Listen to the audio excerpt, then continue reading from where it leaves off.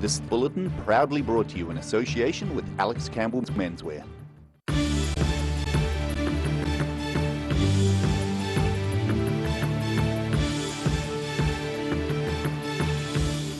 Coming up on the South today, Invercargill's drinking water supply is about to be upgraded after complaints about an earthy taste.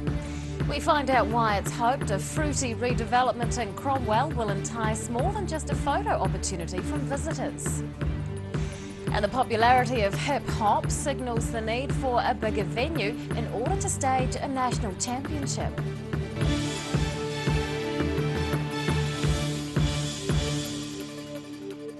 Good evening, I'm Rebecca Dupree.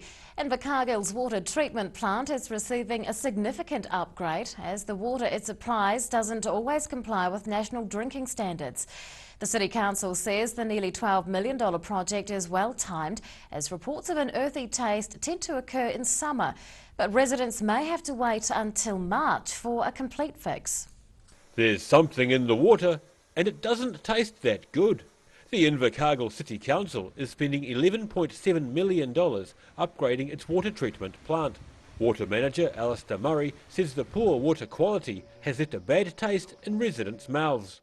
Despite our best efforts, the plant doesn't always produce water that complies with the New Zealand drinking water standards. And we've had a long-standing problem in the summer months, as I'm sure most residents will be aware. We do get an earthy taste in our water. We have applied treatment since the early 1990s, and while it has some positive effects, it doesn't completely reduce the taste and odour. He says the upgrade has taken a few years already, but most of that time has been spent planning. It's been in the going for a good 3 years. The first year and a half was spent in examining the shortcomings of the existing plant and in evaluating various options to come up with the most suitable one. Then we went into a period for almost a year of detailed design, culminating in the letting of a contract to carry out the construction works about Christmas last year. The major work began in June this year, with the council building new structures to house new processing equipment. Murray says a new chemical is being used to get rid of the earthy smell and taste. However, it has its own issues, requiring more building. Unfortunately, as a result of the oxidation of the taste and odour producing substances, it can produce a byproduct which could promote the growth of slime in our pipes. So we're having to pass the treated water through carbon filters to eliminate that potential. He says the project has a total cost of more than $11 million, and residents are footing the bill through rates. The total construction is about 11.7 million. The contract we've let with UGL is only for part of it, it's the bulk of it, about $9.9 million. We're undertaking to replace the media in our filters using our own staff, but we have to buy in the filters, that's around about $0.9 of a million. And the detailed design and supervision of the contract is another $0.9 million. The work is due to be completed in March next year. Daryl Baser, The South Today. An Auckland teenager is being held in custody after allegedly assaulting a Campus Watch staff member in North Dunedin last night. It's believed the attack occurred in Castle Street, where police were called about 8:30 p.m. The Campus Watch employee was reportedly treated in hospital for facial injuries. The 19-year-old assailant was held in custody overnight but did not appear in court this morning. He consented to being remanded in custody until a scheduled court appearance on Tuesday. The Auckland builder is charged with disorderly behaviour in Castle Street, threatening to injure with intent to intimidate, and assault with intent to injure. The latest stage of the Cromwell Town Centre redevelopment is beginning to take shape. Work on the Big Fruit Reserve started in July and is on schedule to be completed by November. And locals are hoping it will entice passers-by to stop for more than just a photo opportunity. The central Otago township of Cromwell is located in the valley of the Upper Clutha, and it's well known for its giant fruit sculpture. It's gone through many changes over the years, and now locals want to make sure the traffic driving past is enticed into the township by upgrading its town centre. In the past it's been a little bit barren and dry, which is typical of the area, But sometimes you've got to say, here goes a point of difference, and give people something other than just the fruit to look at, and then they might, hopefully, they will come into town, and we'll all benefit by that. Work on the northern face of the mall's been completed, along with some other areas, but there's still a lot to be done on the Big Fruit Reserve. The Community Board are expecting this stage to be finished by November, weather permitting. Big thing about the construction works now is we're into that season where nor'westers are pretty prevalent, so we're trying to get things done before the dust becomes a big issue. Gillespie says one of the biggest challenges for any community is securing funding for projects such as this, and he's adamant no undue strain is put on the ratepayers. This particular part of the project here is about $700,000. We're funding it mostly from our reserves contributions that we collect as part of developments in the town. And trying hard not to go back to ratepayers and make it a direct rate. One of the main aims has been to encourage people to call into the Cromwell Town Centre rather than stop for a photo at the Big Fruit and continue on. But Gillespie also wants to see generations of locals benefit from the project. And I want all the ones that grow up here to leave and say they're proud to come from Cromwell, and that's where the Big Fruit is, and that's where this is, and that is. And then I'd like to see them come back, because the strength of a community is in the people. By November, the view from the main highway will not only show off the shiny Big Fruit, but there will also be a vista right into the heart of the community. Dee Karen, The South Today. A 5-storey high milk silo has collapsed at Fonterra's Edendale plant following an explosion this afternoon. The incident happened just before 2 p.m, causing the silo tower and gantry bridges at its top to collapse. All staff are reportedly accounted for, and there have been no reports of injuries, although a St John unit was on standby at the plant. Half a dozen fire crews were called to the site, and traffic diversions have been placed around State Highway 1. It's unclear what caused the explosion and collapse at this stage. The New Zealand Competitive Aerobics Federation is gearing up for its 21st National Championships in Dunedin. The event was last held in the city in 2013, and since then the hip-hop element of the competition has exploded. And that's meant organisers have had to find a bigger venue to accommodate the dance crews. These young athletes are getting in some final preparation before they perform at this weekend's National Aerobics and Hip Hop Championships. Competitors are arriving from as far afield as Auckland and Invercargill for the 3-day event. We've got 27 hip hop crew, which is 184 athletes, and we have 132 aerobics routines, so that's 219 athletes. With that many competitors and support crews taking part in the hip hop competition, it's forced organisers to provide a bigger venue. We maxed our numbers for our original event. We didn't have enough seating for them, so we had to look for a bigger venue, so we're going to the town hall for our hip hop nationals. Both genres of the sport focus on cardio fitness, flexibility, coordination and synchronicity. And aerobics athlete Jade Fielding has mastered all of those qualities. Her gymnastics background has helped her conquer the skills needed for the high impact moves. Started off doing NZ calf aerobics, and so I did that for 4 years, but this year I've decided to move into FISAF aerobics, which is a progression off that into which can go international. The Rasa School of Dance hip hop crew Imprint are putting the finishing touches on their routine and tightening up their moves to be competition ready. And their coach says they're always looking for ways to improve. Of course the competition is a different kind of level, we're trying to get excellence, but hip hop in general is a way to express yourself and just move, and movement makes you feel good, yeah. The National Aerobics and Hip Hop Championships is on in Dunedin this weekend, and for everyone taking part, it will be time to step up on the stage and put their best foot forward. Dee Karen, The South Today. Still to come on The South Today, we meet the final contender for Dunedin's Mayoralty.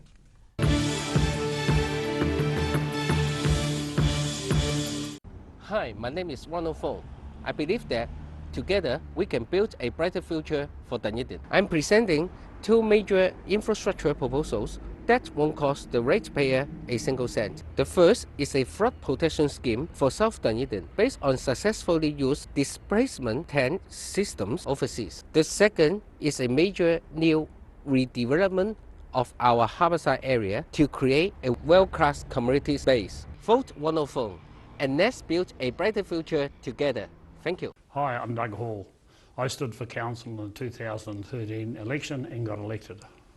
The achievements I've been part of in the last 3 years have been of a great benefit to Dunedin City. Reducing debt, improving contracts and better liaison with the general public.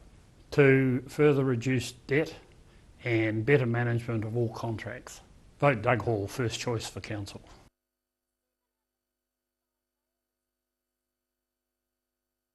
Hello, my name's Malcolm Dixon. I'm standing for the Dunedin City Council. I've been in retail for 40 years in Dunedin and I would like to see some changes in the city. I'm passionate about growing business opportunities in Dunedin. Transport and parking issues are important to me, and flooding and management of city assets, especially in South Dunedin area, are a major issue. So remember to vote for Malcolm Dixon at Dunedin City Council.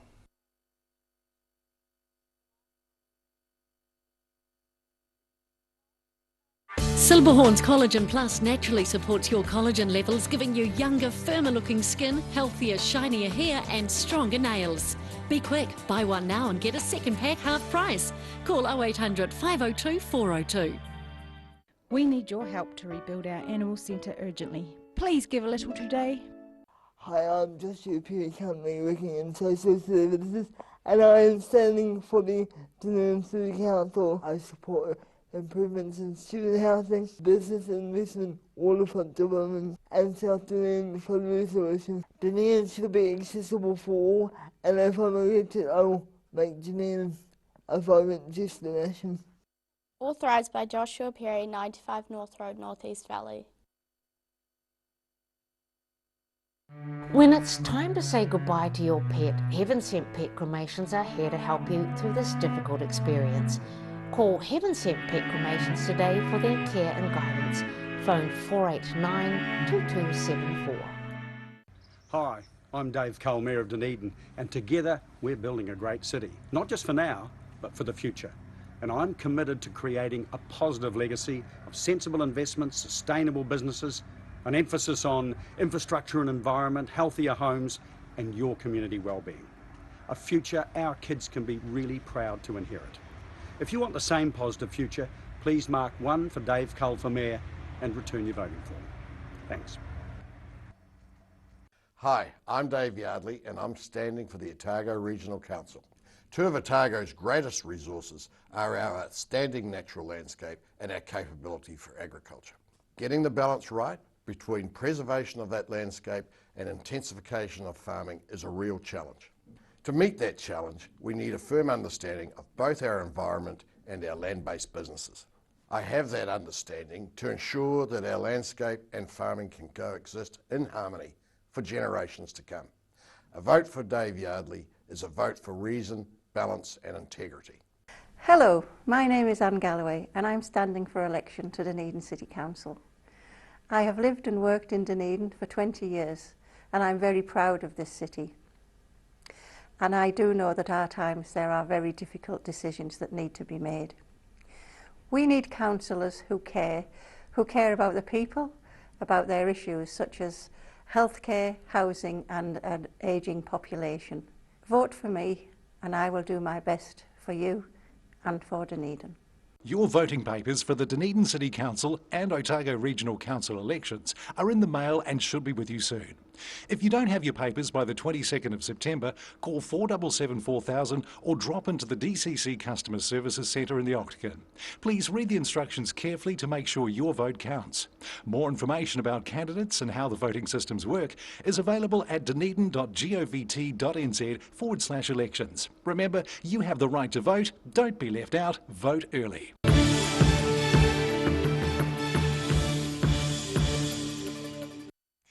Welcome back. Well, it's time now for the last of our Dunedin mayoral candidate interviews, and incumbent Mayor Dave Cull joins us. Good evening. Good evening.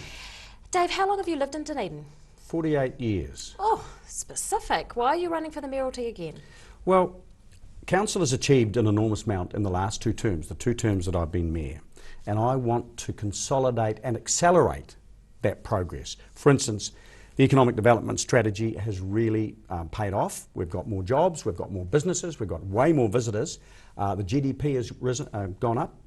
And the new environment strategy needs resourcing and needs really pushing along. So I want to be there to consolidate and accelerate that progress we've already made. Tell us about the leadership experience that you bring to the table. When I came in as mayor in 2010, we faced some massive challenges. The debt was going through the roof. We were facing double-digit rate rises. The community was completely split over the stadium. The council companies had borrowed $40 million that they hadn't earned to pay dividends to a council which was pressuring them. The council itself was inefficient and not very transparent. And over that two-term period, we've fixed or are fixing, and we've pretty much fixed all of them. We've got the debt $30 million below what we said it would be right now. We set very strict rate rise limits, and we stuck to them every time. We've sorted out the council-owned companies. The stadium is now contributing really productively to the economy and to the community. We found over $20 million of efficiencies in council operations and saved that. But best of all, we developed with the community a strategic vision for the future of the city, like a business plan. And it's got many facets: economic development, community development, environment, arts and culture. And we worked that up. And in addition to all of that, we won Gigatown. We're a UNESCO City of Literature. The warehouse area has been revitalised. So there's been an enormous amount of progress. So I bring 2 successful terms as the mayor. What do you see as the top 2 issues that are currently facing the city? I think the top 2 issues, the first one is attracting the right age group to the city. People talk a lot about having to increase the population, and that's fine. It would be good to have more people. But it's probably even more important to get the right balance. At the moment, we've got an ageing population and it's a bit thin in the middle. What we need is working and family age group people. So that's the first thing. The second challenge is climate change effects on low-lying areas of the city. You know, it's predicted that we'll get more severe and more frequent storm events. That overloads our system. We know we're not completely prepared for that. And rising sea levels are pushing up groundwater levels in places like South Dunedin. That is the challenge of the future. Now, in your view, what are the core functions of the council? First one is the obvious one we take for granted: services like roads and drains and sewage and water and that kind of thing. The second is forging the future, working with the whole community to develop the business plan, develop the vision, where we want to go. It's a very fast changing world nowadays, and communities have to take charge of their own future, and councils can't do that. But councils are the only institution, if you like, in a community that can facilitate that and coordinate it and bring it together and lead that with the community. How do you think the current council is performing? I think this is the best council of the 3 that I have worked with. It's a diverse council, but it has been overwhelmingly disciplined and united, except for 2 or 3 councillors who all seem to want to sabotage things, especially progressive things that the community wants. But they've been in the important areas when we've been developing the annual plan, the budgets. It's been a very disciplined, cohesive council that has made some very good decisions and some great progress. Now, if you were to be elected to the mayoralty for another term, what would you do differently? I don't know. I think that clearly council has made some mistakes that we are fixing, but we made some mistakes around, with the best intentions, cycleway design, etc. We didn't consult well enough with the community on that. We've made some mistakes around emergency response in the flood situation last year, and we're remedying that. So I would look to those areas. It's planning and communications that we probably need to work a bit harder on. What do you think is the most important function of the mayor? Or leading the development of the big picture vision, the business plan for the city, marshalling a robust consensus on council to put the community's vision into place, and then getting agreement on resourcing that, budgeting for that. So it's about developing a plan for the future with the community and then leading the implementation of that. Do you have the skills to lead the council for another term? I think I've already proven that. What do you think about Dunedin's future? Where does it lie?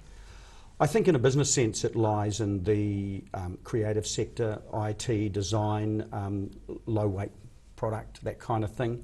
And I think the other big asset we've got is our fantastic environment.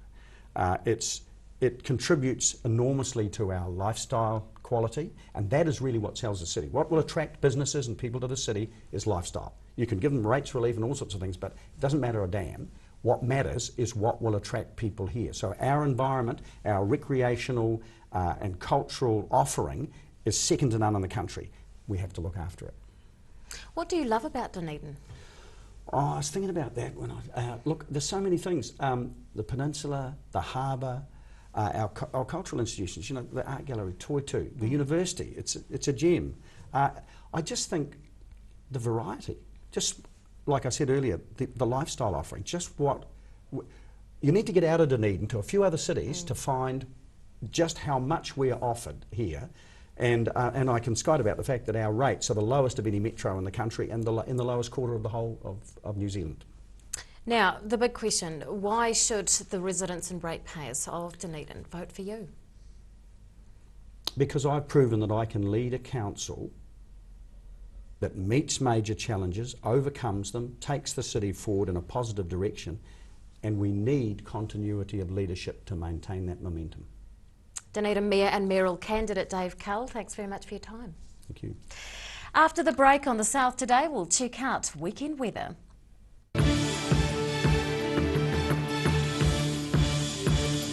Silberhorn's Collagen Plus naturally supports your collagen levels, giving you younger, firmer looking skin, healthier, shinier hair and stronger nails. Be quick, buy one now and get a second pack half price. Call 0800 502 402. Hello, my name is Anne Galloway and I'm standing for election to Dunedin City Council. I have lived and worked in Dunedin for 20 years and I'm very proud of this city. And I do know that at times there are very difficult decisions that need to be made. We need councillors who care about the people, about their issues such as healthcare, housing and an ageing population. Vote for me and I will do my best for you and for Dunedin. Hi, my name is 104. I believe that together we can build a brighter future for Dunedin. I'm presenting two major infrastructure proposals that won't cost the ratepayer a single cent. The first is a flood protection scheme for South Dunedin based on successfully used displacement tent systems overseas. The second is a major new redevelopment of our harborside area to create a world-class community space. Vote 104 and let's build a brighter future together. Thank you. Hello, my name is Malcolm Dixon. I'm standing for the Dunedin City Council. I've been in retail for 40 years in Dunedin and I would like to see some changes in the city. I'm passionate about growing business opportunities in Dunedin. Transport and parking issues are important to me, and flooding and management of city assets, especially in South Dunedin area, are a major issue. So remember to vote for Malcolm Dixon at Dunedin City Council.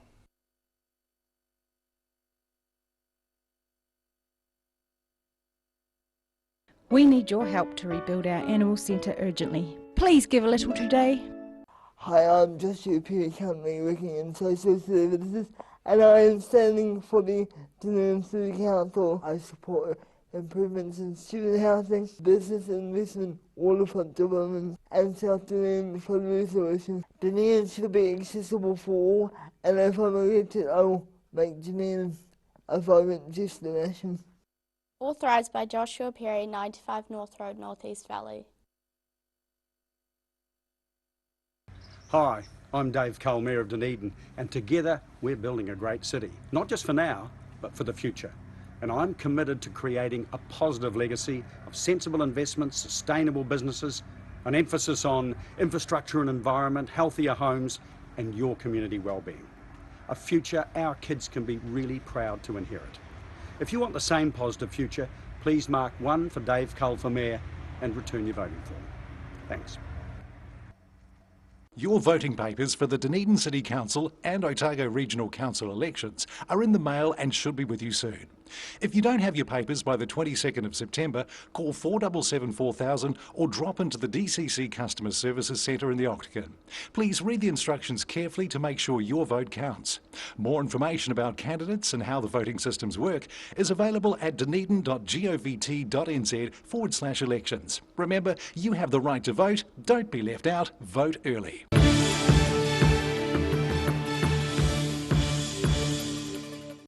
Welcome back, and now recapping tonight's top stories on the South Today. An $11.7 million upgrade of Invercargill and Bluff's water supply should eliminate an earthy taste. The Big Fruit Reserve in Cromwell is undergoing a major redevelopment aimed at drawing more passing visitors into the township. And the National Aerobics and Hip Hop Championships is about to start, and local crews are putting the final touches on their routines. And it's now time to have a look at what's going to be in tomorrow's Otago Daily Times, and Phil Somerville's with us. Good evening. Yes, hi Rebecca. Some Dunedin's surfing a commercial building boom, which is great. We've got reports on the Edendale silo collapse at the Fonterra plant today. Promising Cromwell sportsman, a young man, 20-year-old, died had a quad bike accident at the weekend, died today. Fresh, Life of a Volunteer hut warden in the winter in the Kepler track, that's a really interesting read. Life and Soul on vitamin D, and the floral delights in the fashion section. Lovely. That and more. Bumper read on the weekend. Absolutely. It's tomorrow's ODT. Thank you, Phil. Time now for tomorrow's weather. The South Today weather update proudly brought to you in association with Silverhorn's Emu Oil. And here is today's southern view. It's taken looking north along the train tracks at Blueskin Bay. Beautiful. Well, to the situation, a trough is moving away to the east this weekend, leaving a cooler southwest flow to spread over the South Island and then tend southerly. So we're looking at a mostly cloudy day for these towns with southwesters and a high of 13 degrees. Some cloud with southwesters for Alexandra, Queenstown and Wanaka, all on 14. And some clouds for Omarama and Twizel, both heading for 15 degrees. In Dunedin tonight, mostly fine with an overnight low of 7. Tomorrow, sunny periods and southwest winds with a high of 13. And on Sunday, cloudy with southwesters and showers possible, a high of just 10 degrees.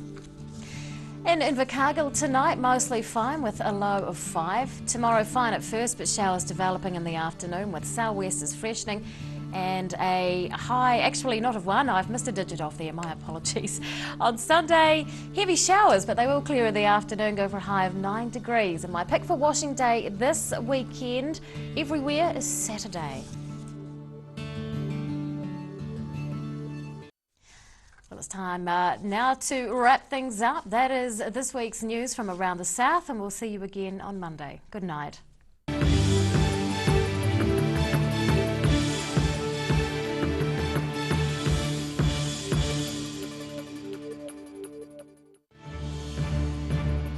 This bulletin proudly brought to you in association with Alex Campbell's Menswear. Supporting local content so you can see more of New Zealand on air.